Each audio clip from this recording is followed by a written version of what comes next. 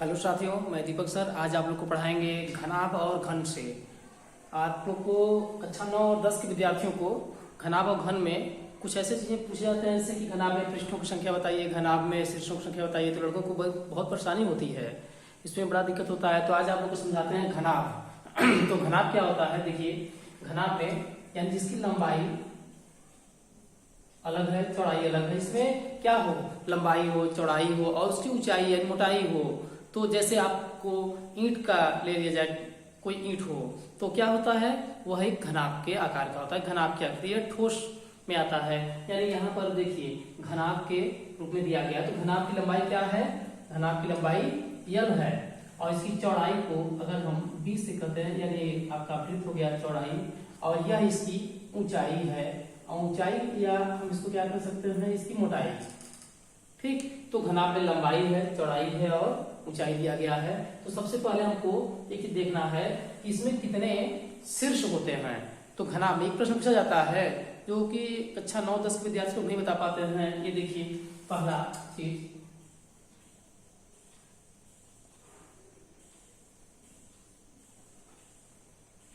घनाभ में शीर्षों की संख्या। घनाभ में शीर्षों की संख्या कितनी होती है। तो आइए देखते हैं घनाभ में शीर्ष यानी उसके जो यहाँ पर देखिए वर्टेक्स दिए गए हैं 1 2 3 4 5 6 7 और 8। यानी कुल मिलाकर अगर देखा जाए तो ऊपर देखिए 1 2 3 4 ऊपर वाले दिखाई दे रहा है, जैसे 1 2 3 और 4, यानी 4 और 4 अगर चित्र बनाकर इस तरह से आप लोग समझते हैं तो बहुत आसानी से बता पाएंगे। आप लोगों को कोई रटने की जरूरत नहीं होगी। तो आइए देखते हैं घनाभ में शीर्षों की संख्या आपको कितना आ रहा है, 8। तो अगला पॉइंट नोट करते हैं, घनाभ में कोरों की संख्या। कोरों या कभी कभी इस कोर को क्या कहता है, किनारों की संख्या, जो उसके एज है। तो घनाभ में कोरों या किनारों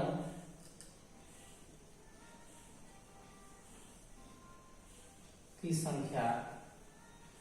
तो आइए देखते हैं। तो किनारे, अब किनारे क्या होता है ये पहले इसको समझ लिया जाए।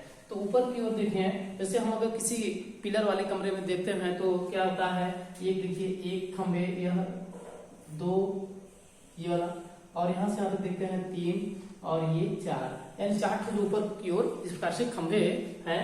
4 खंभों को लिया जाए और उसके बाद अगर हम ऊपर देखते हैं सबसे ऊपर वाले टॉप वाले पर, तो यहाँ देखा जाए जिसको मैं दिखा रहा हूँ, देखिए यह 1 और यहाँ से 2 और यहाँ से ये 3 और इसको लिया जाए तो ये 4। तो 4 ऊपर की ओर हो गए। ऐसे ही साथियों देखिए 4 नीचे की ओर 1, यहाँ से यहाँ तक 1 ये वाला लाइन, और इसको देखते हैं तो ये 2 और यहाँ से यहाँ तक 3 और यह 4, ये लाइन देखिए 4। तो कुल मिलाकर के 4 ऊपर की ओर हो गए और 4 इसके नीचे हो गए, और 4 ठोस प्रकार से जो दिखाए गए हैं ये चारों। तो कुल मिलाकर कितने हो जा रहे हैं, 4 4 8 और 4 12। यानी आप बड़े आसानी से सीख सकते हैं। तो घनाभ में कोरों की संख्या यानी किनारों की संख्या कुल कितनी हो गई, 12 हो गई।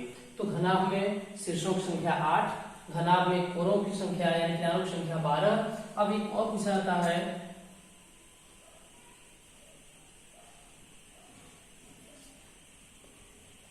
घनाभ में पृष्ठों की संख्या। पृष्ठों और या इसी को हम फलकों की संख्या भी कह सकते हैं।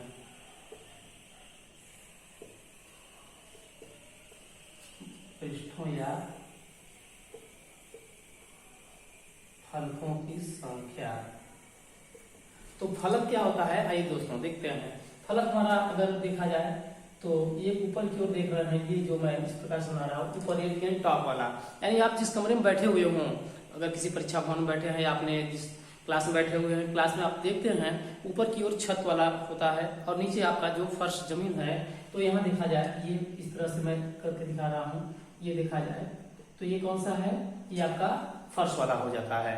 तो ये फर्श वाला, और अगर आप इसको देखते हैं, मैं इस प्रकार से दिखा दे रहा हूँ, ये सामने की ओर यहाँ पर दिखाया गया है एक फ्रंट पे जो है, तो ये आपके सामने जो फ्रंट में दिखाया गया है इसके ठीक पीछे वाला, यानी आप कमरे में, जिस कमरे में बैठे हुए हैं, अगर हम उसको देखते हैं कि एक सामने की ओर दीवार है, एक पीछे की ओर दीवार है, और एक राइट साइड में है, एक लेफ्ट साइड में है, और एक ऊपर छत, यानी कुल मिलाकर 6 हो रहे हैं। सामने वाला देखिए ये हिस्सा ठीक उसके पीछे का हिस्सा है, 2 हो गए, एक इस साइड का हो जाएगा तो एक इस साइड का हो जाएगा, 4 हो गए, ठीक, और एक ऊपर का और एक फर्श वाला, कुल मिलाकर कितने हो रहे हैं, देखिए 6।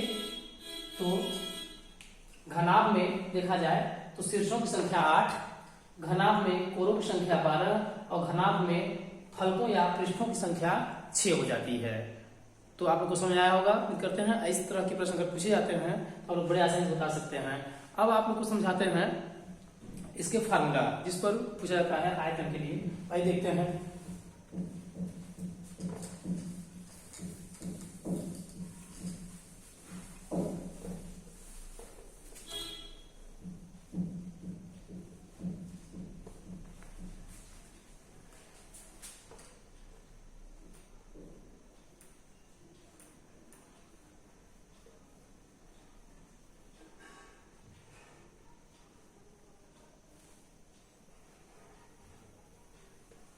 तो देखिए साथियों, ये हमारा घनाभ है। अब इस घनाभ में जैसे कोई संदूक हो गया, बॉक्स हो गया, ईंट हो गया, तो इसका कितना आयतन होगा, यानी इसमें कितना पानी भरा जा सकता है या कितनी किताबें रखी जा सकती हैं, पूछता है। तो घनाभ का आयतन, वॉल्यूम इसका पूछा जा रहा है। तो घनाभ का आयतन देखिए,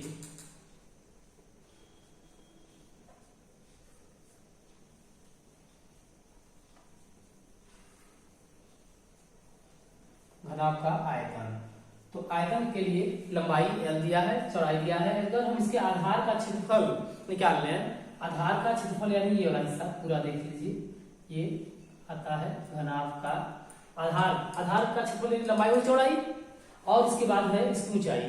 तो हम कह सकते हैं आधार का क्षेत्रफल इंटू ऊंचाई यानी घनाभ का आयतन लंबाई गुणे चौड़ाई और गुणे ऊंचाई, L into B into H। और सबसे जरूरी चीज है कि इसका मात्रक क्या होगा, यानी लंबाई अगर मीटर में दिया है, ये भी मीटर में दिया है, ये मीटर में दिया, तो कहेंगे घन मीटर, अगर सेमी दिया है तो घन सेंटीमीटर, यानी आपको जो भी यूनिट दिया है, इकाई दिया है, आप बता सकते हैं आपका आयतन का मात्रक क्या होगा, घन इकाई, घन इकाई। तो इस प्रकार से क्या रहा है, घनाभ का आयतन लंबाई गुणे चौड़ाई गुणे ऊंचाई। तो ये फर्स्ट हो गया। आप सेकंड फार्मूला देखते हैं, ये आप कुछ सूत्र है। तो घनाभ का आयतन बराबर लंबाई गुणे चौड़ाई गुणे ऊंचाई। अगला देखते हैं,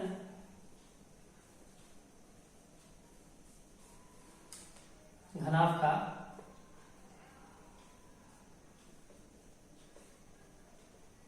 विकर्ण।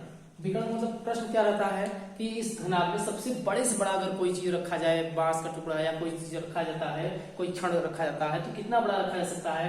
तो देखिए यहाँ से यहाँ तक रखते हैं तो लंबाई हम ये कहेंगे इतने लंबाई का रखा जा सकता है, लेकिन इससे बड़ा कहाँ है, तो अगर इससे बड़ा हम देखते हैं तो यहाँ पर आता है। लेकिन सबसे बड़ा अधिकतम जो लंबाई का रखा जाएगा वो इस कॉर्नर से, यानी इस कोने से लेकर के इस कोने तक मिला दिया जाए तो इतना बड़ा रखा जा सकता है। तो इसको कैसे निकालते हैं, घनाभ का विकर्ण बराबर होता है अंडर रूट में L square plus B square और प्लस H स्क्वायर। और चूंकि ये विकर्ण यानी लंबाई है तो इसका मात्रक केवल इकाई हो जाएगा।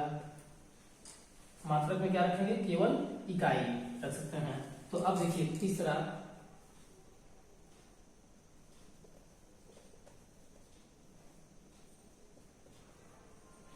घनाभ का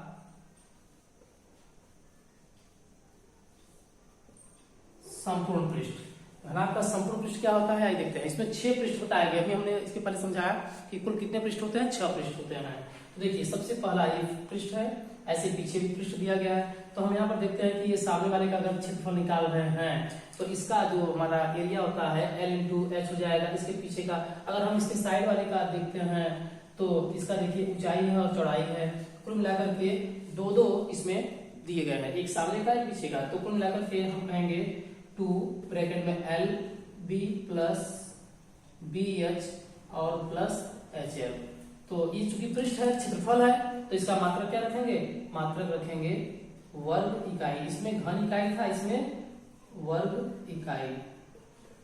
तो अभी आप लोगों ने देखा समझा क्या, घनाभ का आयतन, घनाभ का विकर्ण और घनाभ का संपूर्ण पृष्ठ। ठीक है, और इसी में एक और फार्मूला आप लोग नोट कर सकते हैं, ये नोट कर लिए होंगे। देखिए अगला आपको बता रहे हैं, घनाभ का संपूर्ण पृष्ठ हो गया है,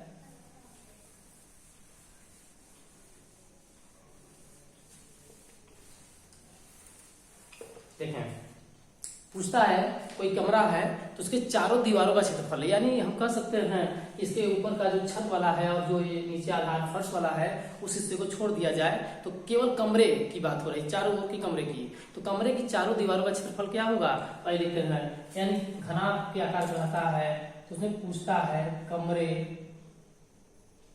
घनाभ आकार कमरे के चारों दीवारों का क्षेत्रफल। तब इसके ऊपर टॉप वाला और फर्स्ट वाला छोड़ देते हैं तो क्या आता है, 2 ब्रैकेट में L प्लस बी और इंटू में H, और क्षेत्रफल है तो इसका मतलब फिर से आप वर्ग इकाई। तो इसको भी आप ये चौथा समझ नोट कर लेते हैं, कमरे की यानी घनाभ के चारों दीवारों का क्षेत्रफल अगर पूछता है तो कमरे की चारों दीवारों का क्षेत्रफल क्या होगा, 2 ब्रैकेट में L plus B into H। तो फार्मूला आज आप लोग समझा दिए हैं, अगले वीडियो में आप लोग को समझाएंगे इसके सवाल, घन का भी बताएंगे सूत्र, और आप लोग आज घनाभ का देख लिए हैं, समझ में आया होगा, फार्मूला नोट कर लिए हैं, याद कर लीजिए। अगले वीडियो में आप लोग को कक्षा 9-10 बच्चों को बताया जाएगा, इसका सवाल बताएंगे। तो देखते रहिए दिवस क्लास, ऑन टारगेट क्लासेस। सभी लोग को जय हिंद, शुभ रात्रि।